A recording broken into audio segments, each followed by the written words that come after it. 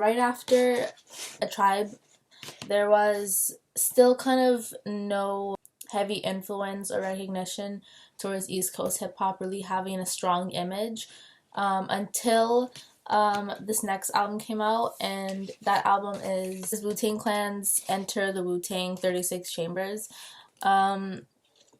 This album kind of changed how hip hop was going within East Coast hip hop. Huge impact, not only within East Coast hip hop, but just within hip hop itself. And this is known as one of the most kind of like classic or best hip hop albums to come out. It is known as being like the quintessential kind of New York East Coast album.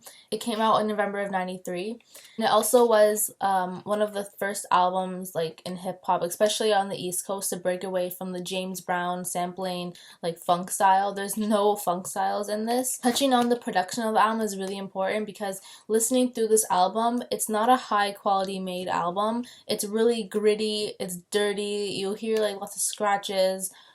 There's a lot of sampling from kung fu movies. There's heavy bass, there's echo.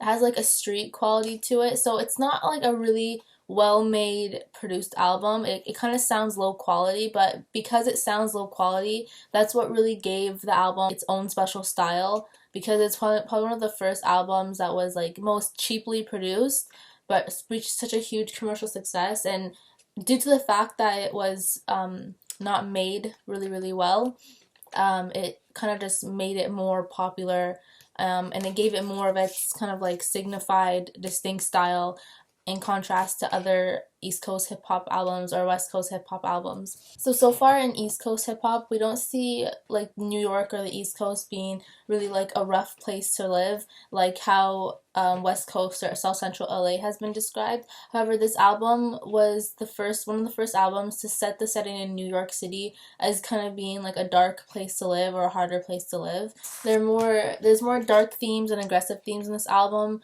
that are really different from like A Tribe or De La Souls. The album does revolve more around the members expressing themselves and their own personalities, so you don't really see kind of much of a major theme in this album. There is a lot of humorous anecdotes within the album. They talk about their life in New York, like so their urban city life, and they mention weed and kung fu and comic books. And it's kind of obvious that you see these themes in it, because all those elements have been sampled into the production of it. It really started kind of like the rising of New York being less of kind of like the jazz and funk hip hop style, and now creating its own stronger image within East Coast rap.